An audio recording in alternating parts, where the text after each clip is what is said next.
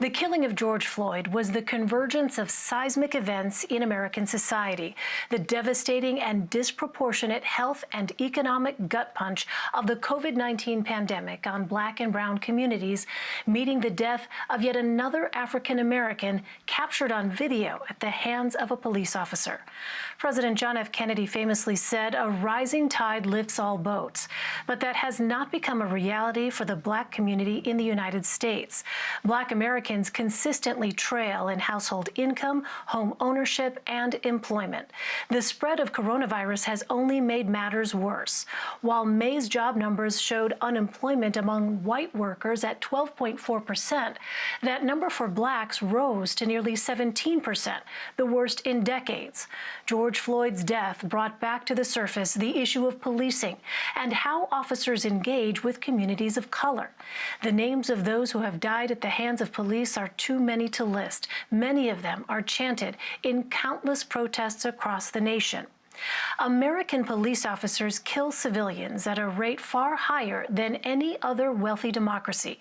The presence of military vehicles and weapons at protests is not uncommon. While cell phone video and social media have increased the profile of these incidents, America's collective conscience has largely failed to provoke legislative action until now. The repeated pattern has many Black Americans asking the same question as George Floyd's niece at his Tuesday funeral in his hometown of Houston. Someone said, "Make America great again," but when has America ever been great? Nikole Killion, Caitlin Huey-Burns, Joel Payne, and Joseph Pinion join me now. Nikole is a CBS News correspondent. Caitlin is our CBSN political reporter. Joel is a CBS News political contributor, Democratic strategist, and host of the Here Comes the Pain podcast. And Joseph is a Republican strategist and founder of Pinion Enterprises.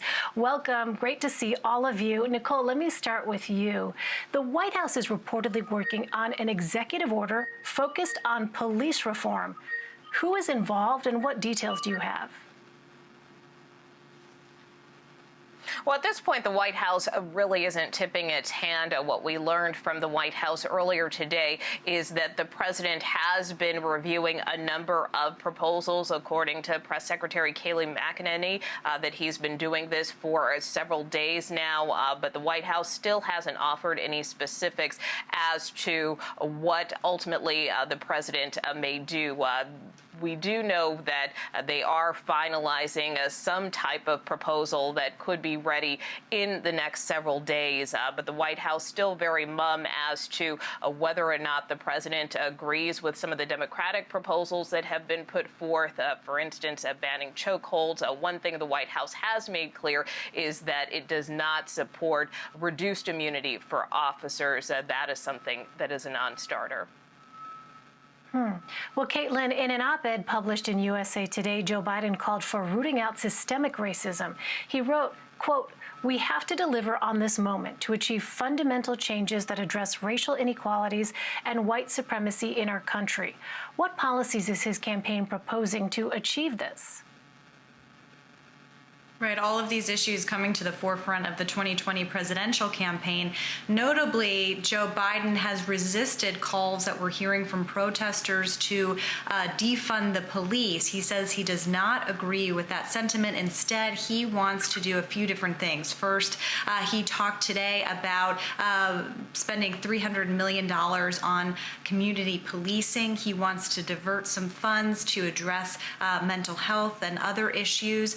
So defunding the police is not something that he wants to do. Instead, he wants to have more investments in other kinds of programs. But I think what was really important about what he mentioned in that op-ed and what he has been saying on the virtual campaign trail is that this is part of a broader issue here, that this is what some Democrats said kind of early on in the primaries, that you can't just talk about racial injustice in the context of criminal justice reform, that you have to address systemic racism all around. So in that op-ed, Biden also talked about policies to address housing, to address small business and entrepreneurship, to kind of show that, again, again, against the backdrop of a pandemic in which we've seen Black Americans disproportionately impacted by the coronavirus and the economic fallout, that policies have to be kind of well-rounded. So I think that's the message that you're going to see continue from the Biden campaign. And Joel, in addition to this issue of defunding police departments, Joe Biden is also facing increased pressure to name a Black woman as his running mate. Are Democrats actually satisfied with how Joe Biden is responding so far? Well, there was a report that some progressive Democrats on Capitol Hill were doing just that and calling for the former vice president to name a Black woman as his vice president.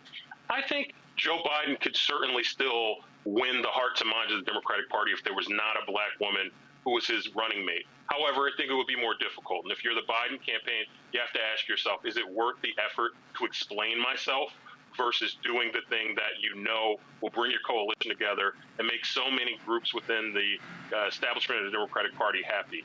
Not to mention the fact that there are so many strong African-American women that he can pick from, whether it's Val Demings, whether it's Mayor Keisha Lance Bottoms of Atlanta, Georgia, whether it's Senator Kamala Harris or even Stacey Abrams. There is a wealth of strong Black women who would all be very palatable to the base of the party. So I think Biden's question is one of convenience at this point. Is it convenient for him to create a question versus just doing the thing that he knows is going to make a lot in the base of his party happy?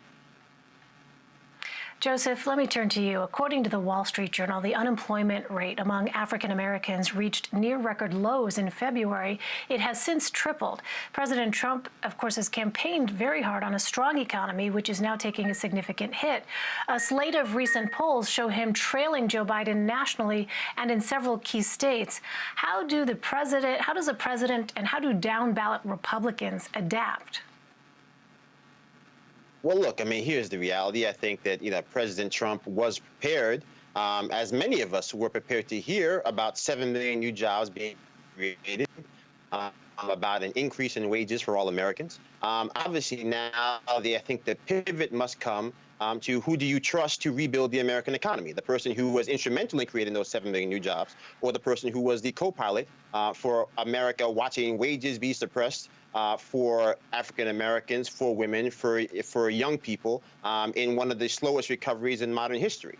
So I think that's where the pivot's going to go. I think, again, if President Trump is serious about talking about fiscal opportunities, economic opportunities for Black people, then there has to be recognition of the fact that Black workers are not recovering at the same speed that non-Black workers are recovering, seeing that recovery at.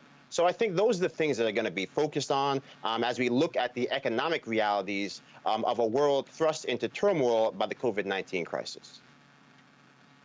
And Nikole, President Trump is traveling to Dallas tomorrow, where he's scheduled to meet with law enforcement and community leaders. What's on the agenda? Well, he will do just that. He's expected to go to a Dallas church where he will have a roundtable with faith leaders, law enforcement, small business owners. Really, the White House says this will be to discuss solutions to this historic economic situation that we're in, and to also address some of these issues of disparities across, the economy, across the justice system, health, and the like, in light of everything that has happened. Yet still, we know that the president will also be announcing his plans for what the White House is calling holistic revitalization and recovery. Now, I will note that, as far as his appearance Thursday is concerned, there is no mention of race specifically. So as of now, it sounds like this might be a broader themed address, if you will, more focused on the economy, which we know is something that the president cares passionately about, and even today told reporters that, again, he thinks that next year the economy will be the best it's ever been. We also know, though, that while he's in Dallas, the president will be attending his first in-person fundraiser since the COVID pandemic, which is significant because the president has also indicated that he intends to move ahead with campaign rallies rallies. In fact, just a short time ago saying that he expects that first one will happen in Oklahoma and that he anticipates traveling to other states. Unclear yet when exactly those will happen, but our reporting has indicated that he is looking to hold these campaign rallies within the coming weeks. So that's what's ahead for the president. He'll also, of course, be spending part of his weekend at his resort in Bedminster, New Jersey. Also will be his first trip there since the pandemic. Well, Caitlin, in a recent piece for CBSNews.com, you looked at how Black Lives Matter protests are expanding into suburbs and small towns. How might that change the political environment heading into the election? Well, it's been really striking to see these protests not only happen in big Democratic cities like New York and Los Angeles, but spreading into suburban areas where we saw a big turnover from Republicans to Democrats in the 2018 midterm election, especially among suburban women in particular, and also into small towns and rural areas where we've seen Donald Trump do very well.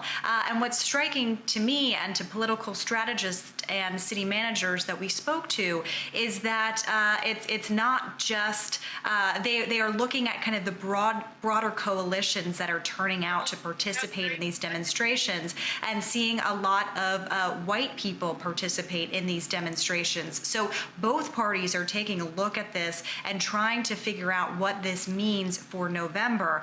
And I think it's very interesting to see when you're looking at the policy responses, the legislative responses, that you are seeing Republicans, if not, they are not on board with what Democrats want to do, but they are proposing their own reforms when it comes to the police. So that shows or signals that there could be some movement here as the president tries to campaign on law and order, and you're seeing that even in places where the president did well in past elections, people are organizing and demonstrating.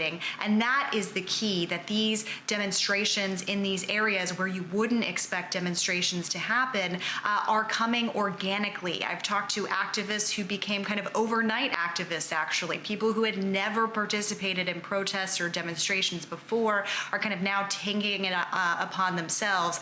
And people who study this kind of thing say that has the markings of a movement. Yeah, it would seem to signal a shift that we haven't seen before.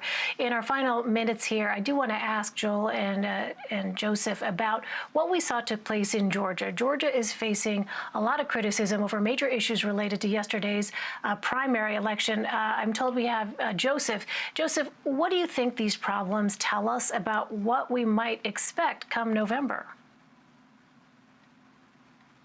Well, look, I think if you're a person who values, one person, one vote, what we saw yesterday was deeply troubling. I think if we have the hallmark of America being the peaceful transfer of power, being the full faith and credit of the American vote, then certainly we do not want to get to a point where people do not have faith in the fact that the people who wanted to vote were given the opportunity to do so. So when you're looking at drone shots of people, lining city blocks. We have all seen long lines at the polls, but this was really on a level we have never seen before. And so I think it's incumbent of us as a nation to begin now, to start thinking about what we can do to make sure that people can get to the polls in a timely manner. Do we need to open up an extended voting period across the nation so that people don't have to vote on one day, but we can have extended early voting opportunities? I think that is something that we need to discuss because, again, if we have this happen in November, state by state, drone shot by drone shot, I think that, again, if you thought we had problems in the Bush hanging Chad election, you haven't seen anything like the fervor we'll see all across America if we have a repeat of this in the 2020 election. Right, would seem that now is really the time to act. Nikole Killion, Caitlin Huey-Burns, Joel Payne, and Joseph Pinion, thank you all very much. Great to see you.